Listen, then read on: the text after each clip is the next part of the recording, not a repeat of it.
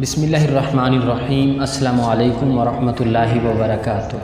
محترم ناظرین گرامی، انسان اپنی زندگی میں جو کام پسند کرتا ہے اسے بڑے شوق سے کرتا ہے، جو کام پسند کرتا ہے اسے بڑی دلچسپی سے سر انجام دیتا ہے، لیکن کئی کام ایسے بھی ہوتے ہیں جو انسان کو زوال کی طرف لے جاتے ہیں، جبکہ کچھ کام ایسے بھی ہوتے ہیں جو انسان کو عروج کی طرف لے جاتے ہیں، کچھ کام ایسے بھی ہوتے ہیں جو انسان کو تنگیوں کی طرف لے جاتے ہیں، اور کچھ کام ایسے بھی ہوتے ہیں جو انسان کو آسانیوں کی طرف لے جاتے ہیں۔ حضرت سیدنا شیر خدا علی المرتضیٰ رضی اللہ تعالیٰ عنہ ایک روز اللہ کے بندوں کو درس اخلاق دے رہے تھے، نبی صلی اللہ علیہ وسلم کا پیغام سنا رہے تھے، واعظ و نصیحت کر رہے تھے، خوبصورت زندگی گزارنے کے طور طریقے بتا رہے تھے۔ آپ رضی اللہ تعالیٰ عنہ نے فرمایا، میں نے بھکاریوں کو بادشاہ بنتے دیکھا ہے، میں نے بھکاریوں کو امیر ترین امراء بنتے دیکھا ہے، ایسے امیر جو صرف دنیا کے امیر ہی نہیں بلکہ میں نے دونوں جہانوں کے امیر بنتے دیکھے ہیں۔ انہوں نے دنیا بھی حاصل کی، انہوں نے آخرت بھی حاصل کر لی۔ جب میں نے ان سے دونوں جہانوں کی ترقی کی وجہ پوچھی کہ تم بھکاریوں سے بادشاہ کیسے بنے اور اتنے امیر کیسے ہو گئے، تو انہوں نے کہا ہم 5 عمل کیا کرتے تھے، ہم نے 5 عمل ایسے کیے جو کہ ہم آج بھی کر رہے ہیں اور مرتے دم تک کرتے رہیں گے۔ ان 5 کاموں نے ہمیں بھکاریوں سے بادشاہ بنا دیا۔ حضرت علی رضی اللہ تعالیٰ عنہ کہتے ہیں کہ میں نے پوچھا کہ ہمیں بھی بتاؤ وہ 5 عمل کون کون سے ہیں، تو انہوں نے یہ 5 کام بتائے۔ محترم ناظرین، یہ 5 کام ضرور کرنا اگر تم دنیا آخرت کے امیر ترین بننا چاہتے ہو، صرف دنیا کے ہی نہیں اگلے جہانوں کے بھی، یعنی دونوں جہانوں کے اگر تم امیر بننا چاہتے ہو تو یہ 5 کام زندگی میں ضرور کر لینا۔ نمبر 1 فرمایا، ایک تو ہم پرندوں کو دانہ ڈالا کرتے تھے۔ حضور پاک صلی اللہ علیہ وسلم نے فرمایا، جس گھر میں پرندوں کو کھانا ملتا ہو، دانہ ملتا ہو یعنی رزق ملتا ہو، تو وہ گھر کبھی غریب نہیں ہو سکتا، اس گھر میں کبھی بھی رزق کم نہیں ہوتا۔ اللہ تعالیٰ اس گھر کا رزق کم نہیں کرتا جس گھر سے پرندے پلتے ہیں، پرندوں کو دانہ ملتا ہو، پرندوں کو پانی ملتا ہو۔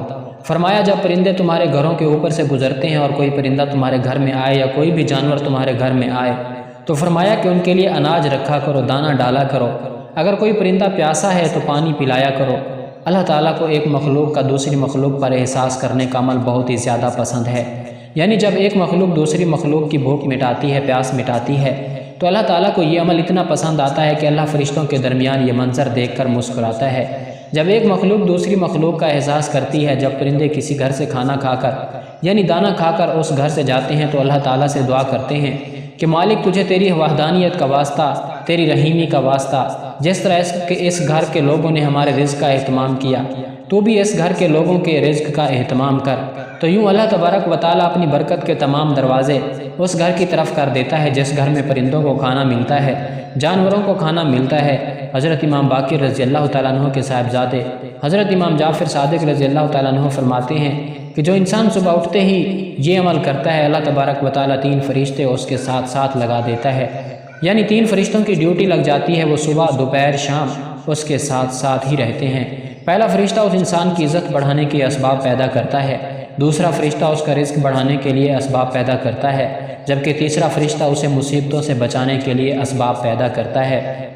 پوچھا گیا کہ حضرت وہ نیک عمل ہے کون سا، اتنا فائدہ مند عمل ہے کون سا، تو حضرت امام جعفر صادق رضی اللہ تعالیٰ عنہ نے فرمایا، وہ ہے پرندوں کو دانہ ڈالنا۔ جو شخص صبح سویرے اٹھ کر دوسری مخلوق کو کھانا دیتا ہے، اللہ تبارک و تعالیٰ اس پر 3 فرشتوں کی ڈیوٹی لگا دیتا ہے۔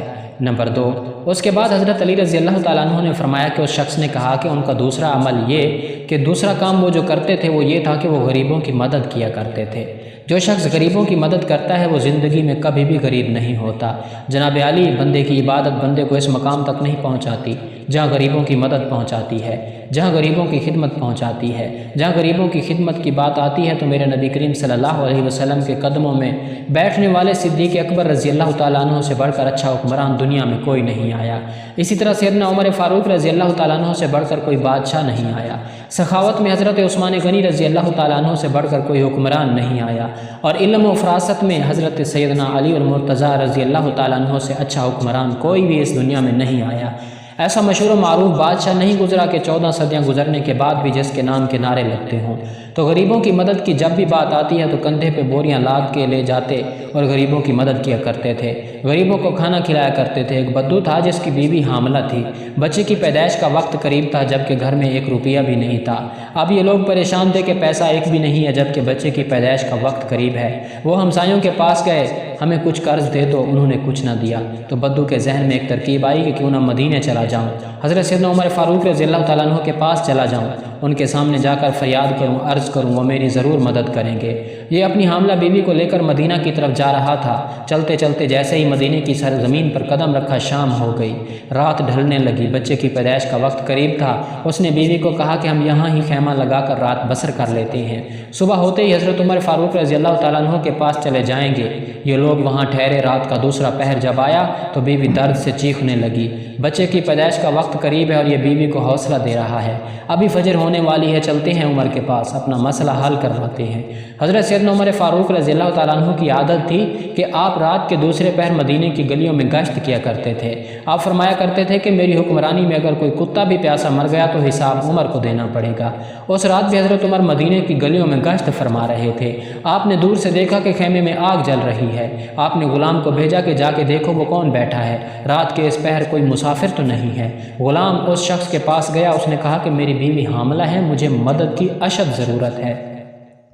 غلام نے واپس آ کر حضرت عمر کو ساری بات بتائی۔ اللہ اکبر! حضرت سیدنا عمر فاروق دوڑ کر گئے، اپنی بیوی کو اٹھایا، کہا اٹھو، اگر تجھے ثواب مل رہا ہو تو لینا چاہو گی، اگر تمہیں نیکیاں مل رہی ہوں تو لینا چاہو گی؟ کہا کیوں نہیں حضرت؟ عمر رضی اللہ تعالیٰ عنہ نے فرمایا اٹھو، میرے یار کی بیوی تکلیف میں مبتلا ہے اور تھوڑی دیر میں بچے کی پیدائش کا وقت آنے والا ہے، اٹھو اور تھوڑی دیر کے لیے دائی بن جاؤ۔ اس نے ضرورت کا سامان اٹھایا اور سیدنا عمر فاروق رضی اللہ تعالیٰ عنہ سے کہنے لگی کہ آپ تھوڑی سی لکڑیاں کندھے پر اٹھا لیں۔ آپ نے کندھے پر لکڑیاں اٹھائیں اور وہاں جا پہنچے۔ حضرت عمر فاروق رضی اللہ تعالیٰ عنہ کی زوجہ محترمہ خیمے کے اندر چلی گئیں، جہاں عورت چیخ رہی تھی۔ تو حضرت عمر باہر اس بدو کے سامنے ہاتھ باندھ کے کھڑے ہو گئے۔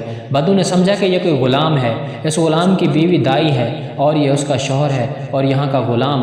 اس نے حکم دینا شروع کر دیا، آرڈر چلانے شروع کر دیے، جلدی آؤ، لکڑیاں لے کر آؤ۔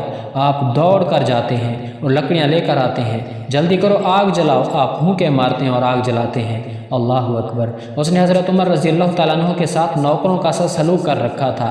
وہ نادان نہیں جانتا تھا کہ میرے سامنے جو شخصیت کھڑی ہے یہ خود عمر ہے۔ ایک دم خیمے کے اندر سے آواز آئی، یا امیر المومنین! آپ کی زوجہ محترمہ نے آپ کو آواز دی تھی، اے عمر، آپ کو مبارک ہو، اللہ نے آپ کے یار کو بیٹا عطا کیا ہے، آپ کے دوست کو، آپ کے بھائی کو اللہ نے بیٹا عطا کیا ہے۔ جیسے ہی بیگم صاحبہ نے کہا کہ یا امیر المومنین، بدو نے سنا اور اس کے پاؤں تلے سے زمین نکل گئی کہ کیا یہی امیر المومنین ہے؟ فوراً قدموں پہ گر گیا اور کہنے لگا، یا امیر المومنین، مجھے معاف کر دیں، یہ بدبخت آنکھیں نہ پہچان سکی کہ آپ کون ہیں، مجھے معاف کر دیں، میں نہیں جانتا تھا۔ حضرت عمر فاروق رضی اللہ تعالیٰ عنہ نے اسے اٹھایا اور اپنے سینے سے لگایا اور رو کر کہنے لگے کہ تجھے پتہ نہیں کہ یہ مدینہ منورہ ہے، یہ میرے کریم آقا کا شہر ہے، یہاں امیروں کی نہیں، یہاں تو غریبوں کے استقبال ہوتے ہیں، یہاں تو غریبوں کو عزت ملتی ہے، یہاں تو غریبوں کی مدد کی جاتی ہے، یہاں تو غریبوں کو بادشاہ بنایا جاتا ہے۔ تو دوستو، غریبوں کی مدد کرنے والا شخص کبھی زندگی میں غریب نہیں ہوتا، غریبوں کی ضرورت پوری کرنے والا شخص کبھی غریب نہیں ہوتا۔ تو وہ کہتے ہیں کہ ہمارے امیر بننے کی سب سے بڑی وجہ یہ تھی کہ غریبوں کی مدد کرتے تھے۔ تیسرا کام جو حضرت علی رضی اللہ تعالیٰ عنہ نے فرمایا کہ وہ اپنی اولاد کو حلال کا لقمہ کھلایا کرتے تھے۔ چوتھا کام والدین کی خدمت کیا کرتے تھے، اور پانچواں کام نماز میں سستی نہیں کیا کرتے تھے۔ ان لوگوں نے کہا کہ ہم نے آج بھی ان 5 باتوں کا دامن مضبوطی سے پکڑا ہوا ہے، اس لیے ہم آج بھی دن بدن بلندی کی طرف جا رہے ہیں۔ ہم نے صرف دنیا میں ہی ترقی نہیں کی بلکہ ہم آخرت کے لیے بھی یہ کام کر رہے ہیں۔ محترم ناظرین، یہ وہ 5 کام ہیں کہ جن کو کرنے والے کبھی غریب نہیں رہتے اور روز بروز امیر سے امیر تر ہوتے چلے جاتے ہیں۔ آئیے اب جانتے ہیں کہ جب کسی شخص کے ہاتھوں میں بے انتہا دولت آنے والی ہو تو اسے خواب میں کون کون سی چیزیں نظر آتی ہیں۔ محترم ناظرین، خوابوں کی تعبیر بتانے والے بزرگ بتاتے ہیں کہ نمبر 1 کہ اگر کوئی شخص خواب میں پہاڑ دیکھتا ہے یا خود کو پہاڑ پر چڑھتے ہوئے دیکھتا ہے تو اس کا مطلب ہے کہ اسے دولت، شہرت اور بلندی ملنے والی ہے۔ نمبر 2 اگر کوئی شخص خواب میں مچھلی دیکھتا ہے یا خود کو مچھلی کھاتے ہوئے دیکھتا ہے تو اس کا بھی یہی مطلب ہے۔ نمبر 3 اسی طرح خواب میں تخت دیکھنا یا خود کو تخت پر بیٹھے ہوئے دیکھنا۔ نمبر 4 گھوڑا دیکھنا یا گھوڑے کی سواری کرنا۔ نمبر 5 اونٹ دیکھنا یا اونٹ کی سواری کرنا۔ تو ان سب خوابوں کی تعبیر یہی ہے کہ بہت جلد اللہ تبارک و تعالیٰ سے بے شمار دولت سے نوازنے والا ہے اللہ تعالیٰ۔